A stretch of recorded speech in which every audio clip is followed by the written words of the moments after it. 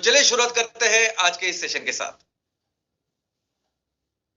दोस्तों, किसी भी इंडस्ट्री में कोई भी कंपनी अगर सबसे अच्छा काम करती है, सबसे ज्यादा बिजनेस करती है, तो उसका एक ही कारण होता है, वो है उसका प्रोडक्ट।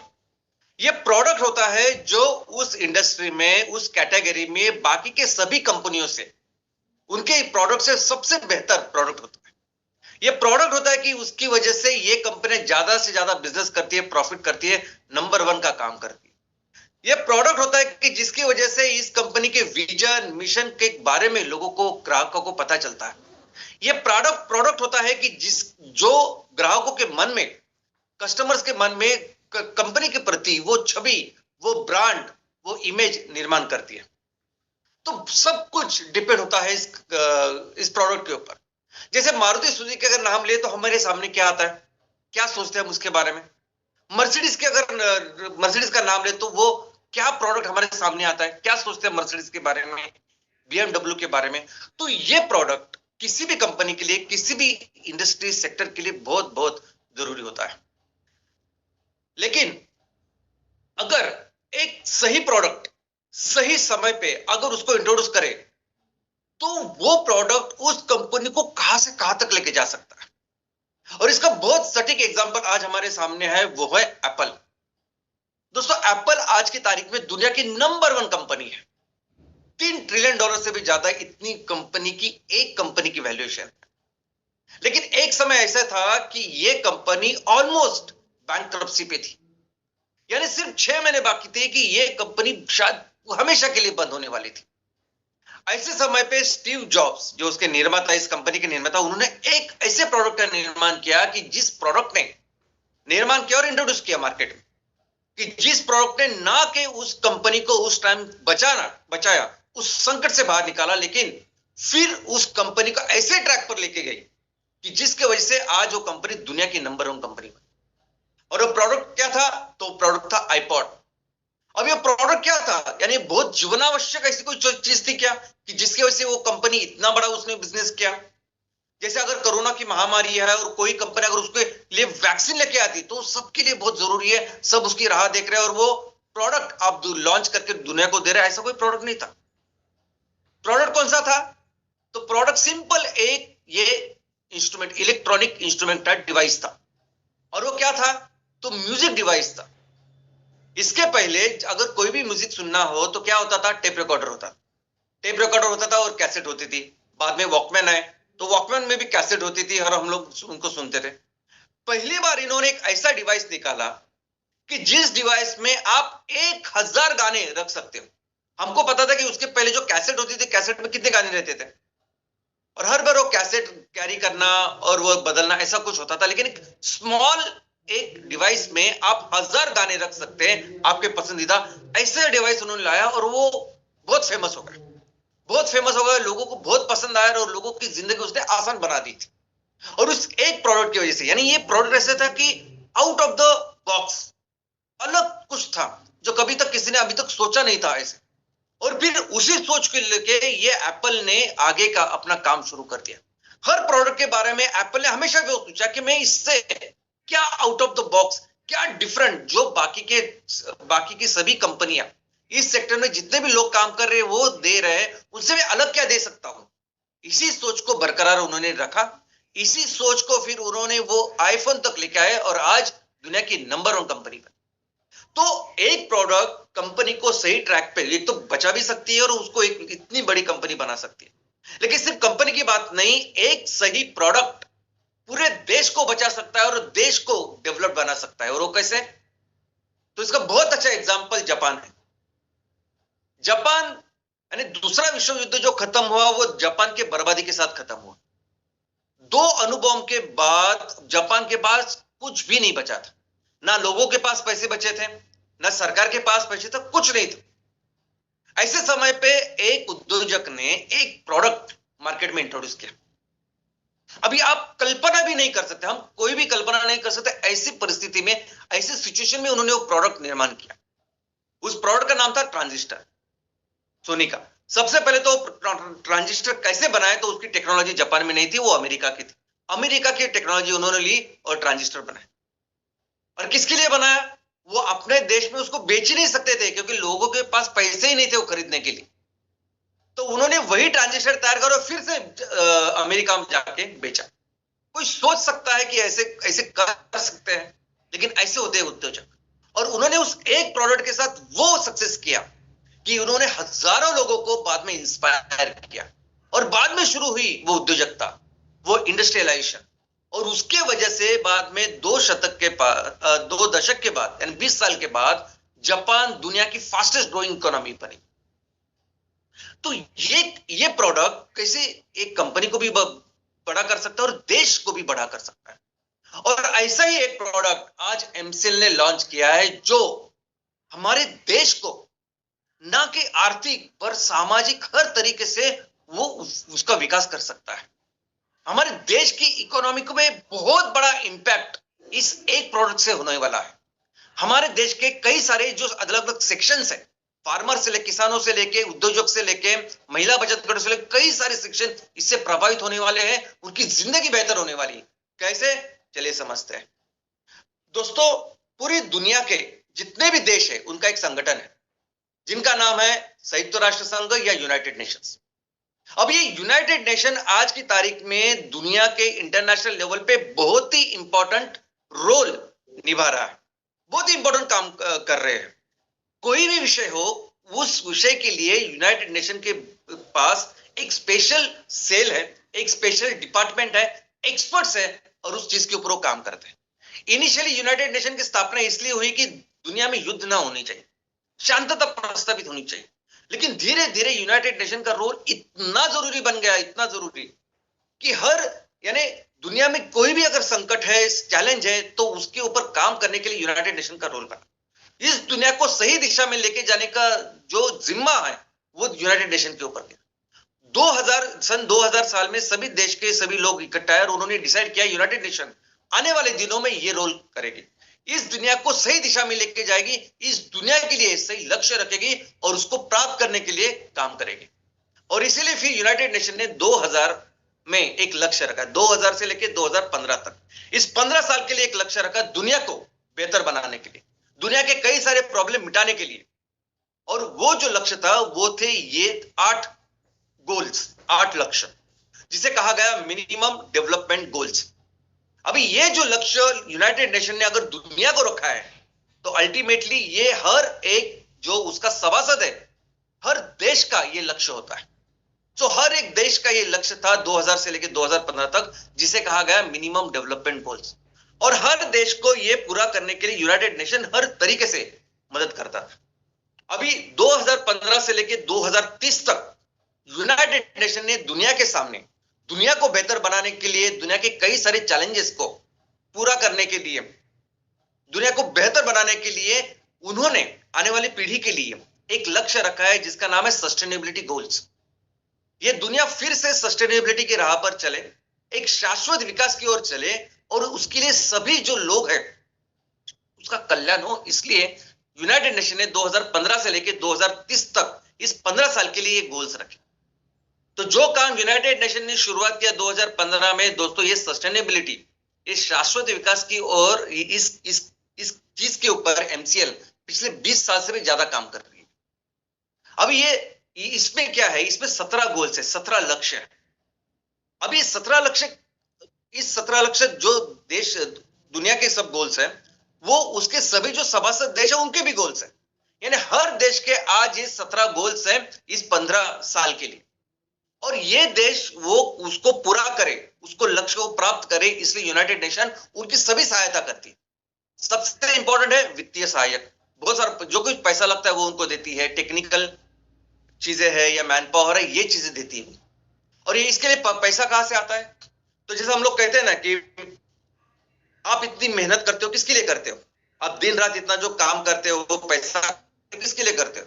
तो हम क्या जवाब देते हैं? हमारे फैमिली के लिए, बच्चों के लिए कि वो अच्छे एजुकेशन करें, माँ बाप के लिए वो अच्छा रहे, उनकी बेहतर जिंदगी के लिए। तो सेम दुनिया में जितने भी देश हैं, वो देश अपने जो भी उनकी जीडीपी होती है, जो भी वो आय इनकम तैयार करते हैं, वो उसका हिस्सा इस सब चीज के लिए देते हैं। आज की तारीख में पूरी दुनिया एक बड़ा एक परिवार बन चुका है, और इस परिवार के बेहतर चीज के लिए ये सभी देश कंट्रीब्यूट करते हैं, ताकि ये सभी लक्ष्य हर देश प्राप्त कर ले। जो सबसे ज्यादा डेवलप्ड है, जो सबसे ज्यादा पैसा कमाता है, वो ज्यादा कंट्रीब्यूट करता है, और जिसको ज्यादा जरूरत है उसको ज्यादा पैसा दिया जाता है। तो यूनाइटेड नेशन, उसका वर्ल्ड बैंक हो, IMF हो, एशियन डेवलपमेंट बैंक है, ऐसे ऐसी वित्तीय संस्था के द्वारा इनको पैसे भी देती है।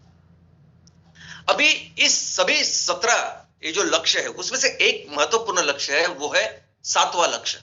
और 7वां लक्ष्य क्या है कि अफोर्डेबल एंड क्लीन एनर्जी, किफायत और स्वच्छ ऊर्जा या ईंधन। अभी ये बहुत इंपॉर्टेंट है, क्योंकि इसके यही प्रमुख कारण है ना, ये हम लोग गलत ईंधन और गलत ऊर्जा का इस्तेमाल कर रहे हैं, जिसकी वजह से आप आज इतने बड़े संकट में हम लोग हैं, जिस संकट का नाम है क्लाइमेट चेंज, ग्लोबल वार्मिंग। तो अभी 2015 में ये जो शुरुआत की, और तो आधे, जब इस साल अभी 7.5 साल हो गए, तो इस साल जब आधा वक्त हो चुका है, तब हमने क्या किया, हम कहां तक पहुंचे, ये करने के लिए यूनाइटेड नेशंस ने एक रिपोर्ट प्रकाशित किया, और जिस रिपोर्ट का नाम है energy progress report, tracking SDG 7। यानी एनर्जी, ईंधन और ऊर्जा के क्षेत्र में यूनाइटेड नेशन या पूरी दुनिया ने मिलकर क्या हासिल किया, कहां तक गए, ऐसा रिपोर्ट उन्होंने तैयार किया। और वो रिपोर्ट किसने तैयार किया, तो दुनिया के सबसे क्रेडिबल जो संस्था है उन्होंने। नंबर 1 है इंटरनेशनल एनर्जी एजेंसी, IEA। दोस्तों, एनर्जी को लेके सभी जो इंफॉर्मेशन है, सभी जो डेटा है, उससे सबसे क्रेडिबल जो संस्था है, जिससे वो सब मिलता है और जिसका उपयोग सभी देश करते हैं, सभी कॉर्पोरेट करते हैं, बिजनेस करते हैं, मैं करता हूं। मैं भी जब आपको बोलता हूं कि पिछले साल एनर्जी में इतना इन्वेस्टमेंट हुआ, रिन्यूएबल्स में इतना हुआ, फॉसिल में इतना हुआ, किसी देश ने कितना किया, ये सब इस साइट के ऊपर है। आप भी ये होने के बाद अगर आप इस साइट के ऊपर जाएंगे, तो IEA पर आपको पूरी इंफॉर्मेशन, जानकारी मिलेगी, ऑथेंटिक मिलेगी। वो उन्होंने रिपोर्ट किया। दूसरी संस्था कौन सी, IRENA, international renewable energy agency. तो रिन्यूएबल के बारे में पूरा जो ऑथेंटिक डेटा है दुनिया का, वो तैयार करने का काम ये अंतरराष्ट्रीय संस्था करती है। बाद में है वर्ल्ड बैंक। अभी वर्ल्ड बैंक के कंसोर्शियम है, बहुत सारे बैंक मिलकर वर्ल्ड बैंक बनाती है, जो इन सभी चीजों के लिए पैसा दी। उन्होंने ये रिपोर्ट बनाया, जो स्वास्थ्य के लिए सर्वोच्च संस्था है दुनिया की। और उसके साथ है यूनाइटेड नेशन का स्टैटिस्टिक्स डिवीजन। यानी दुनिया के सभी क्रेडिबल, सबसे मोस्ट इंपॉर्टेंट जो संस्था है, उन्होंने मिलके ये रिपोर्ट बनाया। और क्या बताया रिपोर्ट में, तो रिपोर्ट में उन्होंने बताया कि इलेक्ट्रिसिटी, बिजली का जहां तक विषय है, तो आज की तारीख में बिजली, यानी 2023 की बात है कि बिजली 91% लोगों के पास आज बिजली है, उनको वो एक्सेस है, वो आज बिजली का उपयोग कर सकते हैं, ऐसी परिस्थिति है। उन्होंने कहा कि 2010 में जो परिस्थिति थी, 2010 में लगभग 1.1 बिलियन लोग, यानी 110 करोड़ लोग ऐसे लोग थे कि जिनके पास बिजली नहीं थी, और वही आंकड़ा अभी आधा हो चुका है, ऑलमोस्ट अभी भी 67 करोड़ 50 लाख, इतने, इससे ज्यादा थोड़े से लोग हैं जो जिनके पास अभी बिजली नहीं है। तो यहां हम लोग काम ठीक ठाक कर रहे हैं, ये भी होने वाला है। लेकिन सबसे बड़ी चिंता है उन्हें रसोई की, सबसे बड़ी चिंता है उनको कुकिंग फ्यूल की।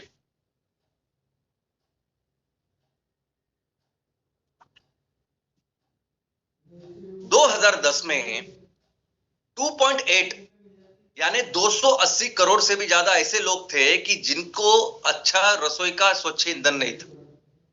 उसके ऊपर 2010 से लेके अभी 13 साल हो गए, यानी आज 2023 है, लेकिन फिर भी ये जो आंकड़ा है 2.8 यानी 280 करोड़ से, वो आंकड़ा कितना हो चुका है, 230 करोड़। यानी इतने सारे लोग, 8 करोड़ में से 230 करोड़ लोग ऐसे लोग हैं आज की तारीख में कि जिनके पास अच्छा रसोई का स्वच्छ ईंधन नहीं है।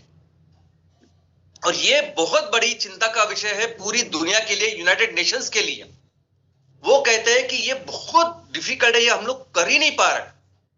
और हम समझते हैं कि 2030 तक भी ये आंकड़ा कितने भी करने के बाद भी 2 बिलियन हो सकता है, 1.9 to 2 बिलियन, यानी 8 में से 2 बिलियन लोग, 200 करोड़ लोग ऐसे होने वाले हैं कि जिनको पास वो नहीं होगा, और 10 में से 6 लोग अफ्रीका में होने वाले, ऐसा उन्होंने कहा। उन्होंने ये भी कहा कि इस रिपोर्ट में कहा है कि कोविड का भी बहुत बड़ा परिणाम इसके ऊपर हुआ है। कोरोना के पहले, कोरोना के महामारी के पहले जो लोग जो अच्छा ईंधन, स्वच्छ ईंधन ले सकते थे, जैसे एलपीजी, अभी कोरोना के बाद उनकी आर्थिक परिस्थिति इतनी खराब हो गई है तो कि वो अभी वो एलपीजी नहीं ले रहे। तो ऑलमोस्ट 100 मिलियन, ऑलमोस्ट 10 करोड़ से भी ज्यादा लोग ऐसे हैं कि जो कोरोना के बाद उन्होंने वो छोड़ दिया और फिर से वो अपनी लकड़ी के ऊपर, बायोमास के ऊपर काम कर रहे हैं। और ये बहुत चिंताजनक है दोस्तों। ये विषय इतना जरूरी है, इतना महत्वपूर्ण है कि इसके लिए एक ग्लोबल कंसोर्शियम, एक ग्लोबल अलायंस, एक अंतरराष्ट्रीय बहुत बड़ा संगठन बना है सिर्फ इसके लिए। रसोई का स्वच्छ ईंधन, इसके लिए ऐसा एक ऐसा अंतरराष्ट्रीय संगठन बना है जिसका नाम है global alliance for clean cook stoves, यानी सिर्फ रसोई के ईंधन के लिए। और इसमें कौन कौन है? इसमें है यूनाइटेड नेशन का फाउंडेशन और दुनिया के 1000 ग्लोबल पार्टनर। और 1000 ग्लोबल पार्टनर कौन है? तो 1000 ग्लोबल पार्टनर ये एनजीओ, सिर्फ एनजीओ नहीं है, तो बड़े बड़े कॉर्पोरेट हाउसेस है। जैसे हमारे देश में जो पार्टनर है इनका, वो कौन है? तो टाटा ट्रस्ट है। यानी ऐसे सभी लोग जिनके पास सब कुछ रिसोर्सेस है, ये सभी लोग लगे हुए हैं कि कुछ भी करे लेकिन ये क्लीन एनर्जी जो है, रसोई का ईंधन जो है, उसके ऊपर काम करे। क्योंकि इनको ये कहते हैं कि ये सबसे बड़ा बर्डन है आज की तारीख में दुनिया में, जो स्वास्थ्य को लेकर जो समस्या है, चौथा सबसे बड़ा कारण, सबसे बड़ी समस्या है, तो वो ये है। इसकी वजह से स्वास्थ्य बिगड़ रहा है। लेकिन अगर महिलाओं की बात करें, छोटे बच्चों की या लड़कियों की स्पेशली बात करें, तो महिलाओं के लिए, बच्चियों के लिए ये दूसरा सबसे बड़ा, सबसे खतरनाक कारण है कि जिसके वजह से उनका स्वास्थ्य दिन ब दिन बिगड़ता जा रहा है। और इसलिए बहुत जरूरी है। वो कहते हैं कि 40 लाख लोग ये इंडोर पॉल्यूशन की वजह से, इसका मतलब है घर में जो धुआं तैयार हो रहा है इस बायोमास की वजह से, उससे मर रहे हैं। और उसमें से 60% से भी ज्यादा जो है वो है महिलाएं और बच्चे। यानी ये इतना जरूरी चीज है कि इसके लिए इतने सारे लोग इकट्ठा आके इसके ऊपर काम कर रहे हैं। और इनका ये भी कहना है ग्लोबल अलायंस का कि अगर हम सिर्फ एक चीज के ऊपर, रसोई के ईंधन के ऊपर काम करें, तो दुनिया में जो 17 लक्ष्य हमने रखे हैं, 17 लक्ष्य सस्टेनेबल गोल्स के लिए जो रखे, उसमें से 10 हम अच्छी तरह से कर सकते हैं। लेकिन अगर रसोई का ईंधन अगर हमने देखा नहीं, तो हम 10 में से, ये 17 में से 10 जो लक्ष्य है उस पर वो असर हो रहा है, उस पर हम लोग पूरा नहीं कर सकते। कैसे? चलिए देखते हैं। सबसे पहला है कि नो पॉवर्टी, दारिद्र्य निर्मूलन। अभी दारिद्र्य निर्मूलन के लिए बहुत बेसिक है कि खाना, रसोई अच्छा हो, आप ज्यादा से ज्यादा प्रोडक्टिव चीज के ऊपर काम करें। लेकिन अगर आप मैक्सिमम टाइम दिन का अगर आप वो बायोमास कलेक्ट करने के लिए गुजार रहे हैं, वो बायोमास लाने के लिए, लकड़ी लाने के लिए और अपनी रसोई पकाने के लिए कर रहे हैं, तो किस तरह से ये दारिद्र्य निर्मूलन होगा? आपकी अगर प्रोडक्टिविटी कोई भी, यानी आपका अच्छा प्रोडक्टिव टाइम अगर पैसे कमाने में नहीं जा रहा है, अनप्रोडक्टिव चीजों में जा रहा है, तो कैसे ये होगा? और एग्जैक्टली ये हो रहा है उन लोगों के साथ जो आज रसोई के लिए बायोमास का उपयोग कर रहे हैं। दूसरा, जीरो हंगर, यानी भूखमरी को मिटाना है। अभी भूखमरी कैसे मिटेगी? किसी भी देश में, किसी भी घर में एक ही उपाय है कि उस घर की आर्थिक परिस्थिति बेहतर होनी चाहिए। लेकिन उसकी आर्थिक परिस्थिति बेहतर कैसे होगी? जब आप मैक्सिमम टाइम ये बायोमास के लिए, इस लकड़ी के लिए दे रहे हो। बहुत बार तो आप इसको पैसा देना पड़ता है। अगर पैसे भी नहीं दे रहे हो, फ्री में भी दे रहे हो, तो कितना दिन, कितना समय वो जा रहा है दिन का, और इसकी वजह से हम उसका निराकरण नहीं कर रहे, आर्थिक परिस्थिति बेहतर नहीं कर रहे हैं, ऐसे ये अलायंस बोलता है। ये अलायंस ये भी कहता है कि अगर हमें गुड हेल्थ और वेलबींग, जो तीसरा लक्ष्य यूनाइटेड नेशन का, अगर वो कर रहा है, तो उसके लिए भी रसोई का ईंधन बहुत जरूरी है। क्योंकि जो बाहर हवा में पोल्यूशन होता है, उससे 100 गुना से लेकर 400 गुना तक ज्यादा पोल्यूशन घर में तैयार होता है जब हम लकड़ी जलाते हैं, गोबर जलाते हैं। और इसकी वजह से इतनी सारी बीमारियां होती है। इसका तो बहुत बड़ा रिपोर्ट हर देश में आज की तारीख में तैयार है। चौथा जो हमारा लक्ष्य, जो पूरे यूनाइटेड नेशन का लक्ष्य है कि क्वालिटी एजुकेशन। अभी रसोई का अगर कुछ काम हो, तो घर में ये ऐसा मानना होता है कि ये लड़कियों का काम होता है। तो लड़कियों को बोला जाता है कि रसोई का काम यानी आपकी प्राथमिकता है, तो उसके लिए आप काम करो, फिर रसोई के लिए काम करो। रसोई के लिए अगर बायोमास लगता है, लकड़ी लगता है, उधर जाओ, उसको लेके आओ। तो ऐसे जगह में आप देखोगे, ऐसे घरों में आप देखोगे, तो लड़कियां इस कामों में ज्यादा वक्त गुजार रही है, ज्यादा वक्त इन्वेस्ट कर रही है। और जो स्कूल में जाना चाहे तो स्कूल में भी नहीं भेजते पेरेंट्स, और ये काम कर रहे हैं, और जिसकी वजह से इसका परिणाम एजुकेशन पे हो रहा है। ऐसे गरीब घरों में ये चीज होती है, और इसलिए क्वालिटी एजुकेशन चाहिए तो रसोई बहुत जरूरी है। वो कहते हैं जेंडर इक्वालिटी, अभी जो स्त्री पुरुष समानता है वो भी कैसी आएगी अगर स्त्रियां देखो, एक एक सबकी मानसिकता ऐसी होती है ना कि घरों में रसोई और बच्चे ये किसकी जिम्मेदारी है, तो माँ महिलाओं की। यानी रसोई की अगर बात आई तो कंपलसरी वो जिम्मेदारी 100% महिलाओं की ऐसे ही समझा जाता है हर जगह। इसीलिए रसोई के लिए, अगर रसोई के लिए प्रॉब्लम है, स्वच्छ ईंधन नहीं है, अगर रसोई के लिए वो ईंधन लाना है तो जाना वो बायोमास को जो कुछ है वो कलेक्ट करके लाना, वो सूखी लकड़ी हो बाकी कुछ हो, काटने का काम करना, वो सभी लेके वो सब काम महिलाओं का होता है। और इसीलिए पुरुष क्या करते हैं इसके साथ, पुरुष अपने काम के लिए जाते हैं, पैसा कमा के लेके आते हैं। तो इसलिए जब प्रोडक्टिविटी आप देखते हैं तो ऐसा लगता है कि पुरुष ज्यादा पैसा कमाते हैं, वो ज्यादा इंपॉर्टेंट है। इसलिए अगर जेंडर इक्वलिटी चाहिए, स्त्री पुरुष समानता का भी चाहिए, अगर हमें काम करना है तो उसके लिए जरूरी है स्वच्छ ईंधन, ताकि महिलाएं अपना वक्त ज्यादा से ज्यादा अच्छी चीजों के ऊपर दे। सातवां, of course, affordable and clean energy. ये तो बहुत ही जरूरी है, जिसके ऊपर से सब शुरुआत हुई कि ईंधन, स्वच्छ ईंधन की जब बात आती है तो हर घर को अच्छा रसोई का ईंधन होना ही चाहिए। आठवां जो गोल है यूनाइटेड नेशन का, डिसेंट वर्क और इकोनॉमिक ग्रोथ होनी चाहिए। अब इसमें भी अगर आप देखोगे कि अगर हमने स्वच्छ ईंधन के ऊपर काम किया तो एक नया सेक्टर डेवलप हो सकता है, ऐसे वो अलायंस बोलता है कि नया सेक्टर डेवलप हो सकता है, और उस सेक्टर में कई सारे जॉब अपॉर्चुनिटीज, रोजगार के अवसर, और इसमें अगर किसान उनको हम ले तो एक अच्छा इनकम जनरेट करने का भी अवसर हो सकता है। तो इसलिए इस पर काम करना जरूरी है। 11वां जो लक्ष्य है कि सस्टेनेबल सिटीज एंड कम्युनिटीज, यानी कोई भी जो गांव हो, शहर है, कोई भी बस्ती हो, अगर वो सस्टेनेबल रहनी है, उसका स्वास्थ्य अच्छा रहना है, तो बहुत जरूरी है स्वच्छ ईंधन। ऑफ कोर्स कोई भी अगर बस्ती है, गांव शहर है, तो उसमें ये स्वच्छ जल और स्वच्छ हवा ये तो बहुत बेसिक होती है। और हवा को अगर प्रदूषित हो रही है इस बायोमास की वजह से, तो हमारा कर्तव्य है कि हम इस बायोमास को दूर करें और स्वच्छ ईंधन को रिप्लेस करें। 13, क्लाइमेट एक्शन। क्लाइमेट एक्शन के लिए बहुत जरूरी है, क्योंकि आज की तारीख में जो काला धुआं जो निकलता है ना, जिसे ब्लैक कार्बन एमिशन कहते हैं, ये काला धुआं जो निकलता है 20 से 25% दुनिया में जो भी काला धुआं निकलता है वो निकलता है रसोई से। इसलिए वो कहते हैं कि बहुत क्लाइमेट के ऊपर भी अगर हमें काम करना है तो बहुत अर्जेंट एंड इंपॉर्टेंट है कि हम रसोई में से इस बायोमास को हटाएं। 15वां, ये संस्था कहती है कि दुनिया में 34% जो पेड़ काटे जाते हैं, आज के तारीख में जो जंगल कम हो रहे हैं उसका 34% जो कारण है वो है रसोई। वो है क्योंकि आइडियली हम ऐसा सोचते हैं कि लोग जाते हैं और सिर्फ सूखी लकड़ी ढूंढते हैं, लेके आते हैं, ऐसा नहीं है। बहुत सारे लोग पेड़ों को काट रहे हैं सिर्फ उसको जलाने के लिए, रसोई के लिए, और इतना बड़ा इंपैक्ट फिर वो पूरे जंगलों पे हो रहा है, पेड़ों पे हो रहा है, और पेड़ों और जंगल से रिलेटेड जो इकोसिस्टम है उसके ऊपर हो रहा है। तो दोस्तों ये सब चीजें अगर आप देख सकते हैं कि ये ग्लोबल अलायंस बना हुआ है, दुनिया में 1000 संगठन, यूनाइटेड नेशन बने हुए सिर्फ एक चीज के ऊपर काम कर रहे हैं, वो है रसोई का ईंधन। और वो काम कैसे कर रहे हैं, उनका एक ही फोकस है कि कुछ भी करके लेकिन रसोई से वो बायोमास हटा दे। अभी ये लोग पूरे पैसे, जैसे मैंने कहा कि टाटा ट्रस्ट जैसे कॉर्पोरेट वगैरह सब इसमें है, ये सब लोग जब है इतना सारा फंड लेके आए तो इसका फायदा कुछ कंपनियां कुछ लोग उठाते, फायदा यानी कुछ भी अगर काम अगर कर रहे हो उस दिशा में आप, तो ये लोग आपको मदद करते हैं।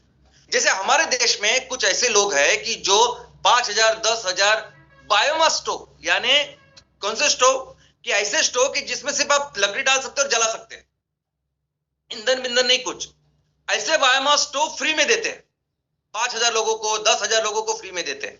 और कौन दे रहे हैं, वो कोई एनजीओ नहीं दे रही, तो बड़े बड़े कॉर्पोरेट दे रहे हैं, बड़े बड़े कॉर्पोरेट। आप इसकी पढ़ाई कीजिए, आप ये वेबिनार खत्म होने के बाद देखिए कि लोग क्या कर रहे हैं, तो आपको नजर आएगा बड़ी बड़ी कॉर्पोरेट हाउसेस, बड़ी बड़ी कंपनियां 10,000 स्टोव, 20,000 स्टोव ऐसे गरीब लोगों को या जंगल में लोगों को दे रहे हैं।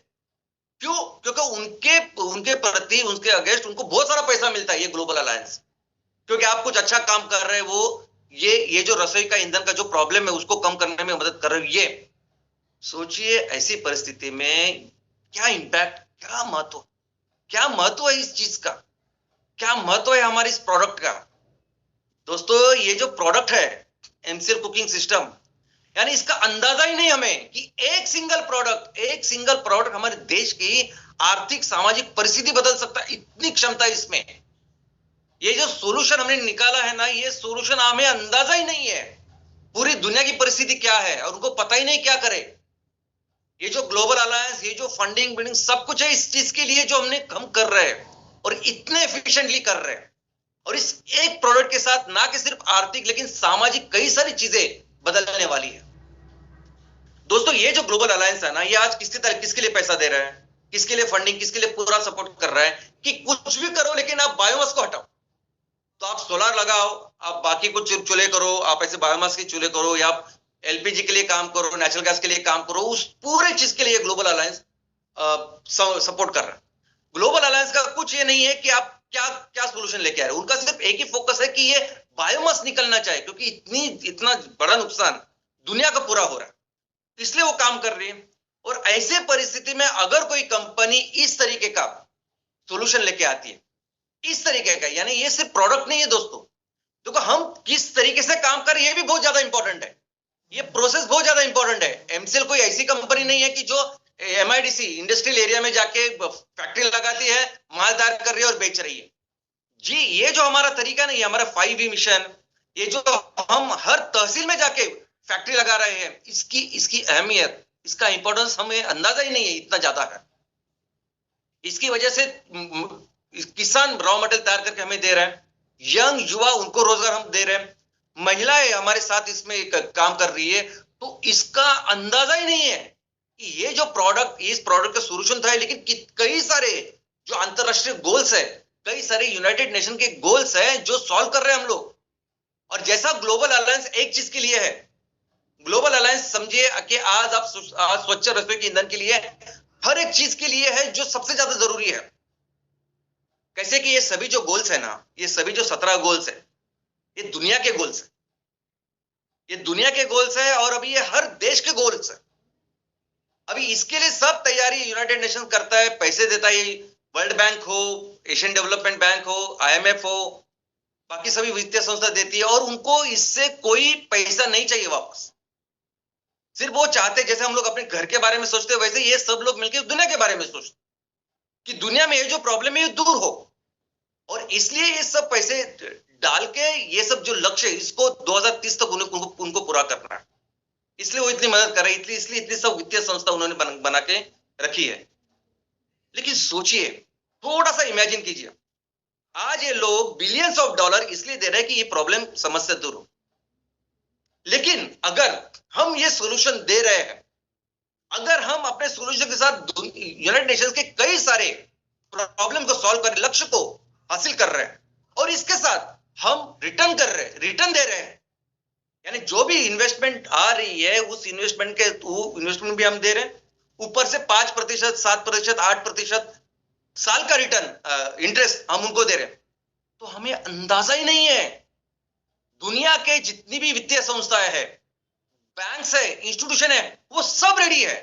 हमें अंदाजा भी नहीं है कि कितने बड़े स्केल पे ये इन्वेस्टमेंट आ सकती है, क्योंकि हर कोई काम, हर कोई चीज जो हम करते हैं ना, इसका बहुत ज्यादा इंपॉर्टेंस है। ये जो बिजनेस मॉडल है ना हमारा, ये जो फ्राइडे वेबिनार मैं करता हूं, ये जो आप सैटरडे सेशंस करते हैं दोस्तों, ये दुनिया में कोई ऐसा नहीं करता, कोई कंपनी ऐसी नहीं करेगी। लोग क्या करेंगे, सिर्फ एक फैक्ट्री लगाएंगे, फिर 5 फैक्ट्री के लिए पैसा रेज करो, 10 के लिए करो, पैसा में कोई संगठन नहीं है आज की तारीख में जो इस तरीके का काम करता है। और इस चीज की वजह से क्या इंपैक्ट है, क्या चीज हम लोग कर रहे हैं, इसका अंदाजा ही नहीं है। देखो हम जो 5V का मिशन है, उसमें पहला ही हमारा क्या है कि एनवायरनमेंट, और एनवायरनमेंट में क्या ऐसे जनरल नहीं बात करते हम, एनवायरनमेंट को लेके हमारे पास 2 पहले लक्ष्य जो हमें करने हैं। नंबर 1, कचरा मुक्त तहसील, कचरा मुक्त गांव, कचरा मुक्त शहर। कैसे करना है ये हमने बहुत बार डिस्कस। अब कचरा और मच्छर मुक्त तहसील। आपको अंदाजा है कि मच्छर मुक्त, अगर हमने कोई इलाका अगर मच्छर मुक्त किया, तो ये डेंगू, मलेरिया, कई सारी बीमारियां जिसको हम दूर रख सकते हैं। और यूनाइटेड नेशंस के, वर्ल्ड बैंक के, वर्ल्ड हेल्थ ऑर्गेनाइजेशन के, WHO को मलेरिया कंट्रोल के बड़े बड़े प्रोग्राम्स, डेंगू कंट्रोल के बड़े बड़े प्रोग्राम्स है, जो ग्रांट, यानी हमारे हर डिस्ट्रिक्ट के ऊपर एक डिस्ट्रिक्ट मलेरिया ऑफिसर है भारत में। आपको पता है उसके लिए पैसा कहां से आता है, क्या होता है? यानी हम जो काम कर रहे हैं ना, इस काम के लिए ये बहुत लोग भर भर के पैसे या हमने मदद करेंगे, हमारे इन्वेस्ट करेंगे। इनफैक्ट उसमें है एम्पावरमेंट ऑफ फार्मर्स और महिला बचत गट। अभी महिला बचत गटों के साथ अगर हम काम कर रहे हैं, वस्त्र निर्माण का काम कर रहे हैं, सस्टेनेबल चीजें बनाने का काम कर रहे हैं, और ऊपर से हम रिटर्न भी दे रहे हैं, यानी वो जो पैसे देंगे उसके ऊपर हमको उनको चुका भी देंगे उनके पैसे, क्योंकि सभी इकोनॉमी हम निर्माण कर रहे हैं, बिजनेस का निर्माण कर रहे हैं। तो हमें अंदाजा ही नहीं है कि इसकी कितनी अहमियत है। हम कहते हैं कि तहसील को 100% इकोनॉमिक, हर घर को इकोनॉमिक डेवलपमेंट करना है, हर 100% एम्प्लॉयमेंट जनरेशन करना, और वो एक्शन प्लान है। अगर हम कहते हैं कि हमें तहसील को हर तरह की ऊर्जा और ईंधन में स्वयं पूर्ण करना है, स्वच्छ ईंधन में, तो यही तो उनका काम है, यही तो लक्ष्य है उनका, लेकिन उनको पता नहीं कैसे करें। हर एक देश के ऊपर है ना वो कैसे करें। और अगर हम ये काम कर रहे हैं तो ये सभी लोग सब लोग मिलके, और अगर उसमें रिटर्न है तो आप अंदाजा ही नहीं है कि हम किसमें कितना काम कर सकते हैं। इनफैक्ट मैं आपको कहता हूं ना कि आप खुद एक ये होने के बाद, वेबिनार होने के बाद, यूनाइटेड नेशन के जितने भी गोल्स हैं, और हम एक प्रोजेक्ट कर रहे हैं, हम एमकोल का कर रहे हैं, MCS का कर रहे हैं, तो आप जरा देखिए कि क्या मैं इस प्रोजेक्ट के साथ ये 17 जो गोल्स है, लक्ष्य, क्या इसको पूरा कर रहा हूं? तो आपको खुद को समझ में आएगा। जब खुद आप पढ़ाई करोगे तो आपको समझ में आएगा कि किस तरह हमारा हर एक प्रोजेक्ट इस 17 लक्ष्य को पूरा करने के लिए ये प्रोजेक्ट है, और ये करने वाला है, चाहे वो पानी हो, हवा हो, कोई भी प्रदूषण हो, उससे लेके आर्थिक परिस्थिति बेहतर करना। तो इसीलिए आने वाले दिनों में मैक्सिमम जो ग्लोबल इन्वेस्टमेंट है वो एमसीएल में आने वाली है। ये आप लिखे रखिए दोस्तों। मैक्सिमम जो इन्वेस्टमेंट आज की तारीख में होती है ना, वो ईंधन और ऊर्जा में होती है, एनर्जी में होती है। वो तो हमारा कोर है जो हम करने वाले हैं, दुनिया के लिए 25 से 30% ईंधन बनाने वाले। लेकिन बाकी की जितनी भी चीजें, यानी एक एक्शन प्लान बनाएंगे हम आने वाले दिनों में तहसील के लिए, कि हर किसान की हर चीज के ऊपर, यानी शुरुआत करेंगे किसान से, कि हमारा किसान वहां क्या तैयार करता है, टमाटर तैयार करता है, प्याज तैयार करता है, तो वैसे नहीं बेचेंगे, वैसे कुछ नहीं मिलेगा किसानों को भी, हमको भी। उसके ऊपर 50 प्रोडक्ट बन सकते हैं, और वो प्रोडक्ट भारत में बेच सकते हैं, अफ्रीका, एशियन, अदर कंट्रीज में जाके बेच सकते हैं। उस प्याज के ऊपर काम करके, उस टमाटर के ऊपर काम करके, और अच्छा पैसे किसानों को दे सकते हैं, सबको दे सकते हैं। इससे चालू करेंगे। 100% किसानों का एम्पावरमेंट, महिला को सक्षमीकरण, 100% रोजगार निर्मित, ऐसा एक्शन प्लान तैयार करेंगे, और ये लोग भर भर के हमारी सहायता करेंगे। इनफैक्ट ऐसे प्रोजेक्ट आने वाले दिनों में आप सभी लोग बाकी के देश में जाके करोगे। हमारे बाजू के जो देश है, बांग्लादेश, श्रीलंका, पाकिस्तान और कई सारे बाकी के एशियन और अफ्रीकन देश, यहां जाके हम सेम रेप्लिकेट करेंगे। एमसीएल करेगा, आप करेंगे, हम करेंगे सब। और इसके लिए ये जो इन्वेस्टमेंट है वो एमसीएल में आएगी, और यही कारण होगा कि भारत एक बड़ी इकोनॉमी बनेगा। आपके तहसील में भी आप शुरू करेंगे एक प्रोजेक्ट के साथ। अभी आप एक प्रोजेक्ट कर रहे हो ना, ये एमसीएस का, उसके बाद जैसे लीनियर ग्रोथ होती है, बाद में हर एक ग्राम पंचायत में एक एमसीएस या एमकोल का प्रोजेक्ट होगा, हर एक ग्राम पंचायत में एक एमसीएनजी का फर्टिलाइजर का प्रोजेक्ट होगा, क्योंकि इसके साथ दुनिया के सभी लक्ष्य को हम पूरा भी करेंगे और एक अच्छा रिटर्न भी देंगे इन्वेस्टर्स को। और यही कारण होगा कि आने वाले दिनों में भारत दुनिया की नंबर 1 इकोनॉमी बने, और मिलके हम अपने राष्ट्र को दुनिया का सबसे महान राष्ट्र फिर से बनाएंगे। धन्यवाद।